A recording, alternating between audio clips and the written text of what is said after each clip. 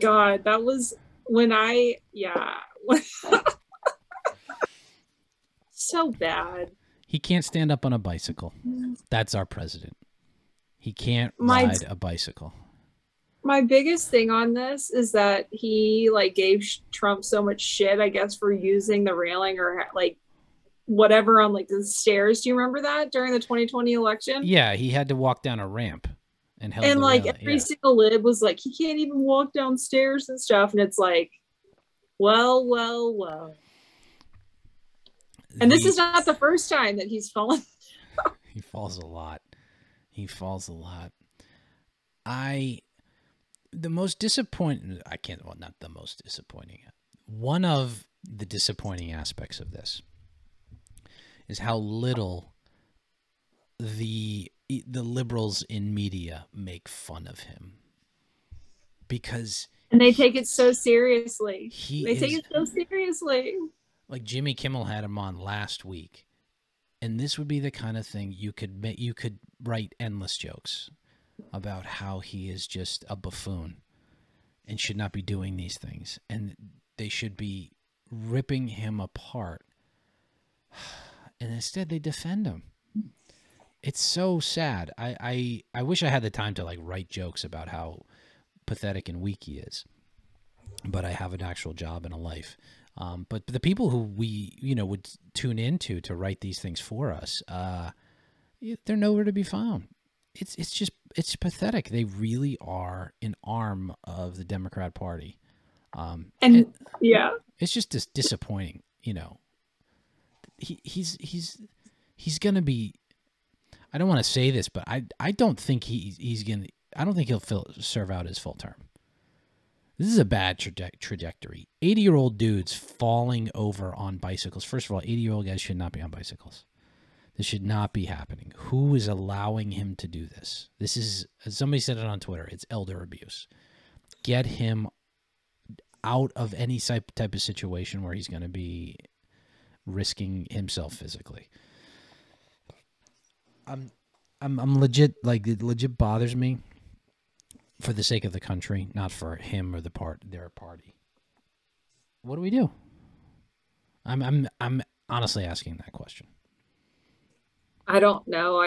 He was biking with Jill. I just like how like people are like, he didn't fall. He got his foot stuck in the cliff. Why are you like, that's even worse because like that takes an amount of like an agility and stability, and he's not passing the test. Then you should be riding one of those big banana boat bikes without clips in the shoes or the clips on the pedals, where it's just basic. You know, the ones where you used to like spin them and you'd whack your shin when you were riding your bike when you were growing up? Yeah, I mean, but I feel like he'd be just whacking his shin the entire time. That's worse, but at least he could put his feet down on either side. Right. I mean, he wasn't riding and fell over. He was at a dead stop and fell over.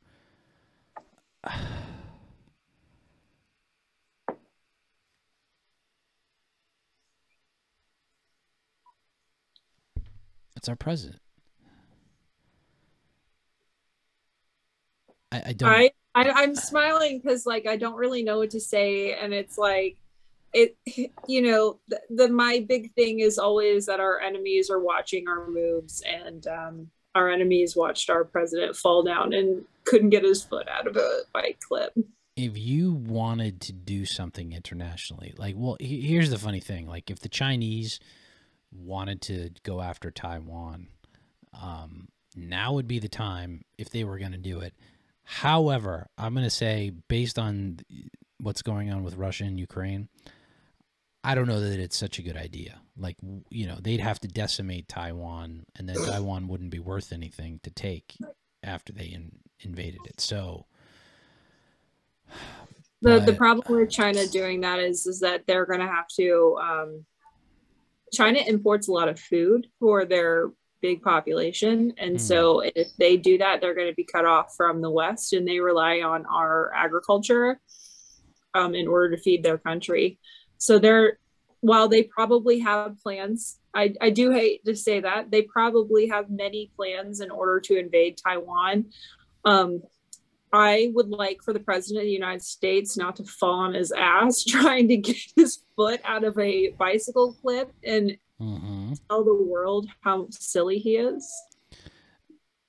Yeah. You brought up something that kind of... Did you see what Charlie Kirk tweeted today? I have a rule about Charlie Kirk. I know. It's not that. It was just interesting because... Wait a minute. Is this the right Charlie Kirk? Oh no, I'm searching on the wrong one. Sorry. Hang on. He said something today. Is he... Where the hell did he go? Sorry. He tweeted something. I can't find his Twitter handle. What the fuck? No, I'm not even kidding. Oh, there Charlie Kirk. I searched him, so let me put this up for the people to see.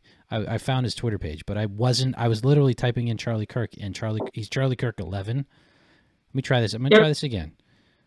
And he wasn't coming up in my searches. He's got 1.7 million followers. And I hit enter. The top 3 choices, and you can't see this on the screen, I'm not going to share it, are Charlie Cook, the professional soccer player, a fact check, a crazy other account. Nothing. He doesn't actually come up. Oh, you bastard. You fucking Twitter people. Elon, would you just buy it already? Oh, my God. That's garbage. Anyway, he tweeted something that was interesting today. He put a list. He talked about food and importing the food for China. He had, as I keep scrolling and scrolling and scrolling, he put out a list of, oh, here it is. Okay. Something like 92 examples of like food processing plants being burned down. Really weird stuff. And I don't know how true it is. It doesn't sound very true to me, all of it.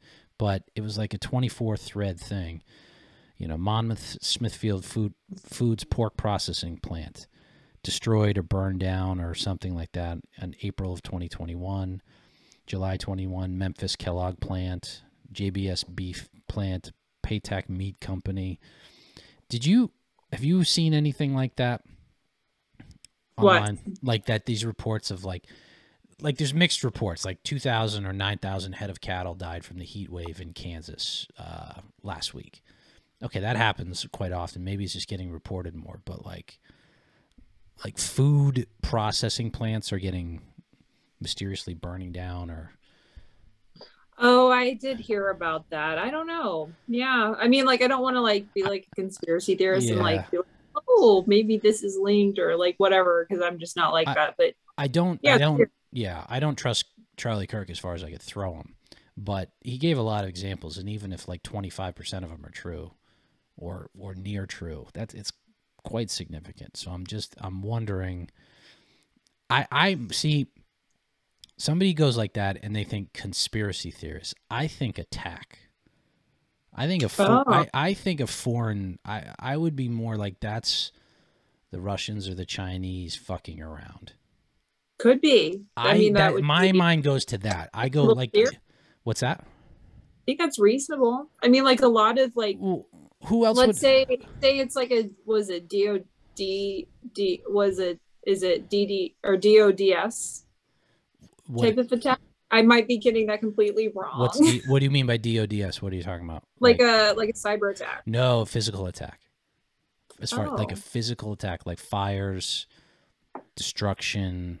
I mean, there's tons of foreign spies in the United States. Well, they get people under the espionage.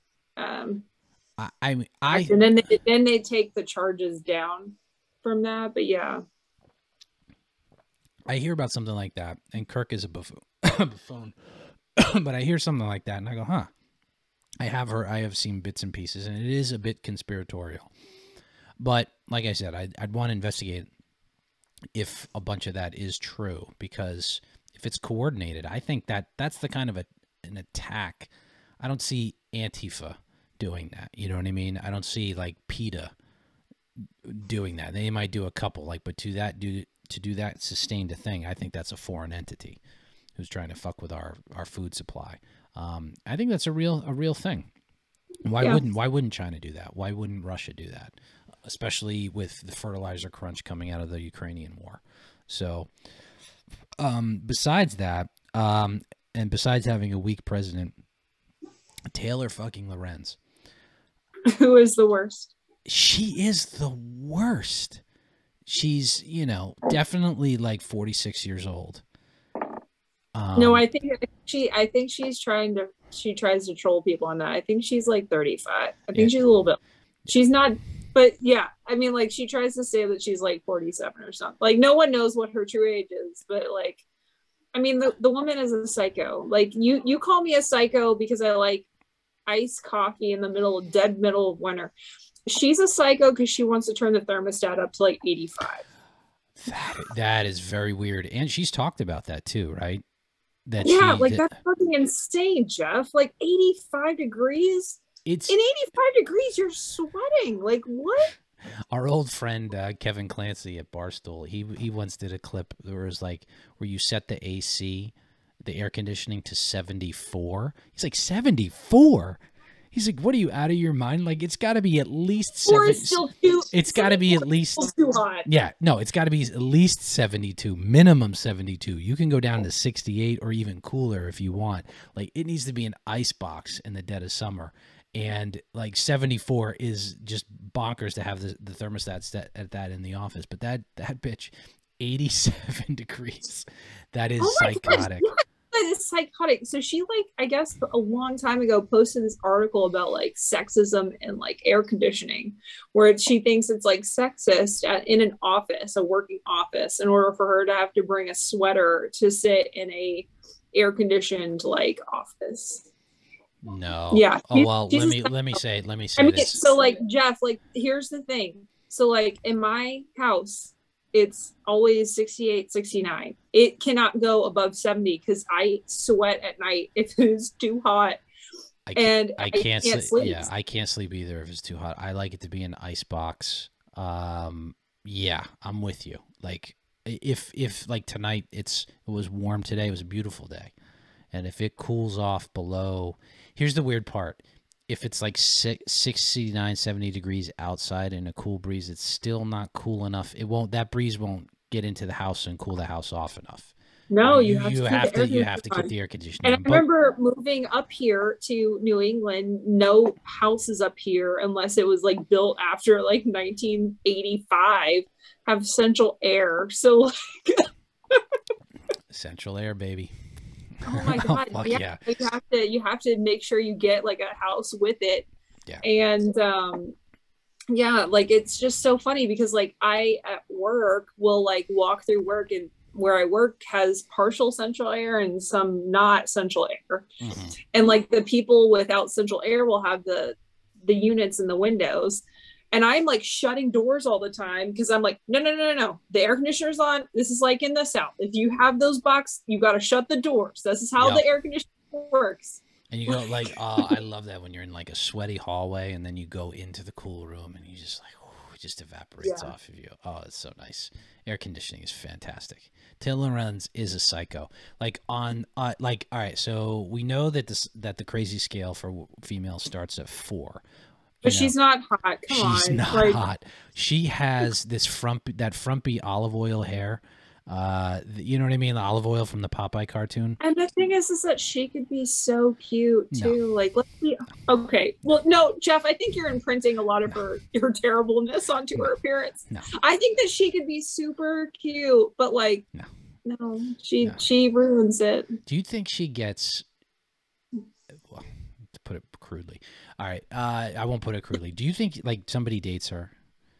Like, who could, like, somebody had to have been dating her already in order to keep dating her? Because if she's single, like if she's been single in the past 2 years, like a dude that would allow a thermostat to be at 85 degrees I would be like a needle in a haystack pot. Oh, she probably it's like, but you're smelly. Like you're smelly at 87 degrees. Like you can't ever I stop just don't sweating. understand how you can like the thermostat at 85 degrees.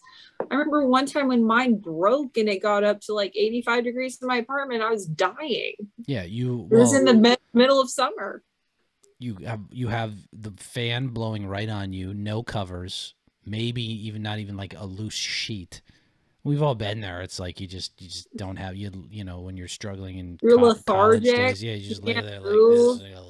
You know. Yeah. Like what? You're a psychopath. Like I just don't. Yeah, when she posted that, and then what did she post on Matt Iglesias? Oh, Matt Iglesias got COVID, and made a joke. Yeah, he made a joke. Right, he made a joke. Oh, right. Okay, let me show it on screen here. I'll read it off. So this was Matt Iglesias.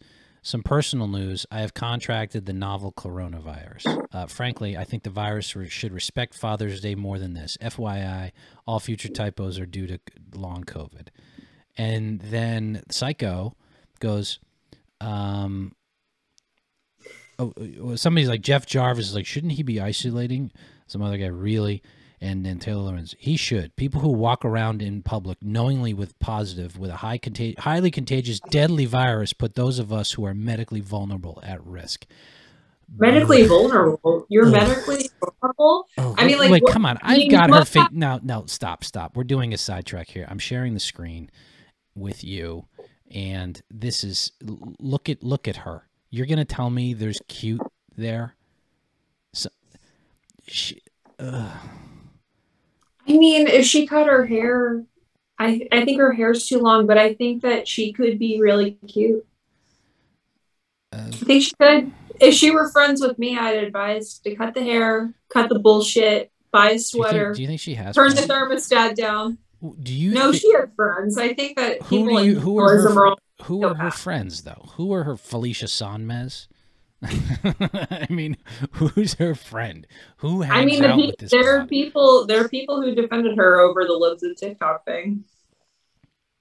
Yeah, but they're just doing it for political purposes because she's the number one canceler or attempted canceler. She's not even successful at it. I want to know more about this woman. I want to know. Like, I want her to be on a reality show so I can laugh at her more because she's just the ultimate crybaby. She's so pathetic with everything she does. It's fascinating to me. I like the interview she did with MSNBC where she's crying. And, oh my God, they were so mean to me. That's hilarious. That was the best entertainment I've seen in probably 3 months. She's compelling like that. But, I mean, she's not a serious journalist or to be taken seriously because she doesn't write about serious things. She's a joke. But it's entertaining nonetheless. I want to see her downfall because she's so awful to people. Her goal, she sets the goal at ruining people's lives. And if you're that type of person, I think it's A-okay. For other people to try to ruin yours. And like, I don't go out and try to ruin people's lives. That's not something that even crosses my mind. I want to get along with as many people as I can. If you mess with me, I mess back. But that's not her MO. That's not what she does. She's a terrible person. She's awful. So I like seeing her, I don't know, in an uncomfortable position where she's just getting shit on. And rightfully so. You don't. I just think that turning up the thermostat to 85 degrees is like psycho level shit. It is like it's. Yeah, no, I mean it's insane. There's a lot of people like this. She's in her All right, I'll grant she's probably in her mid to late 30s. She's not married. She's older. She is definitely older than I am. Yeah. She's probably a little younger than me. Probably late 30s, single, not married, unhappy. Well, she's not married and single, probably because she turns the thermostat up to 85. I think they're tied together. Ugh. Can you imagine that? Just like, I can't. Can you I don't imagine dating want somebody being like, no, like seriously, let's turn the thermostat up to 85. Like Jeff, like do you know how? honestly, I mean, consider like you're hooking up and how hot and gross it get. Like if you're getting.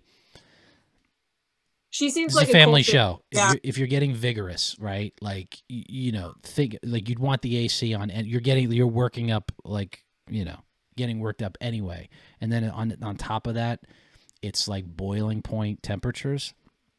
Oh my God, that's just disgusting. And I can't. You say imagine it. I was like, I don't want to imagine it. It's just like there's something deservedly that she's definitely captured the attention of inside the bubble journalism because she's so awful. I mean, I think that part of it is political. Yeah. I think that she's captured the heart of legacy journalism because she's an attack dog. She knows. I think she knows what her role is. I think that they hire her for a specific role. The New York Times was not great at what she wanted that role to be. Mm-hmm. And I think here with a story like what happened with her last one, where she did not reach out to specific sources that were cited in the story. And they said that, I guess the reporting on it was that she got demoted, but she said that she didn't get demoted or moved around or whatever. We don't really know, I guess. As soon as she gets fired, she's done. Who's going to hire her? BuzzFeed? Maybe. I mean, they can't. I mean, hopefully it's not the Wall Street Journal. I don't think. I mean, I subscribe to the Wall Street Journal. If they hire Taylor Lorenz, I might be dropping that sub. No, I don't think the Wall Street Journal is going to come knocking at her door. I mean, she's not a serious journalist at all. It's just like it's funny to me how these things sort of shake out. I mean, she's not like good at it either. It's just anyway. I do want to see her downfall, though. I do want to know more about her. I want somebody to do a deep dive. I love to see a Project Veritas, like kind of go after her and try and figure out what her deal is. It's fascinating to me. I want to get into more of her psyche. It is. And I mean, like really, you're gonna like deep dive into why she wants the thermostat. I do. I want to know. Like, you make fun. So like, I want to know. No, this. I don't. I need to know that. I need to know why. I need to know. No, it's psycho. It's crazy. Like, and then that's the thing. Like, I will drink iced coffee because it is something that I drink every single day in the morning. That is what I drink. Even in the middle of winter, like I'll be up in Vermont about to go skiing and it'll be 10 degrees outside and I'm drinking an iced coffee in the morning. It's just something that I do. It's a habit. But like turning up the thermostat to 85 degrees. It's a 5 on the iced coffee is a 5 on the crazy scale. That's not. That's oh nothing. My God. The thermostat is an 8 on the crazy scale. But speaking of, she's also not. She's not hot. So like. She's just crazy. Like she's just in a bad zone. Like I can't imagine anybody would want to date her. The first thing you do would be like, what you're on like a dating app and oh, there's Taylor. That's nice. And you meet her for drinks or dinner, and you some chit chat. Oh, what do you do? Oh, I work for the Washington Post. Oh, nice. What do you write about? Oh, I write about the internet. And you go, oh, cool. You Google Taylor Washington Post when you're leaving on your phone. You go, holy shit, and you never call her back. Like if you're normal, you never call her back. You're like, this broad's nuts, and that's the kind of thing. Like that's what I want to know. Sincerely, I do want to point out one thing. Okay. This is odd. I want to give. Speaking of the insight into the way people why people are the way they are. Ayanna Pressley had a tweet thread yesterday on Father's Day. Really talking about her own relationship with her father. I'll leave it to that. Go read it for yourself. But it was very enlightening. And it was enlightening in the way that it gave me insight to like how she views the world. Okay, so her dad had some troubles. I think there were substance issues, legal issues, and because of those, I think it really influenced her her politics. Like I could see how the personal informed the political, and it's just it was fascinating to me. I you know, if you're out there in Twitter land, you're watching this on Twitter, check it out, because it made me a bit more sympathetic to her personally, because I thought it took, you know, some courage to open up like that, but it made me see how misguided, how that would inform her policy position, especially like decarceration and, you know, the stuff that is really dangerous and bad ideas. But it kind of I was like, oh, this is why. I was like, oh, now, okay, this, you know, see, it made a lot more sense why she has the policy position she does based on that. And I thought it took some courage to like open up personally on Twitter, of all places, about that relationship. And so I like admired that. I still don't agree with her on the policy positions, but I thought that was a bit in the right direction to do so. There could be a whole conversation on that if she'd ever want to have it, but she won't. So that's just an aside, but go check it out for yourself. That's all. Yeah, I think it's important that sometimes we, you know, with our politicians, and we may not like them and we may not like the other side, but we at least treat them like people.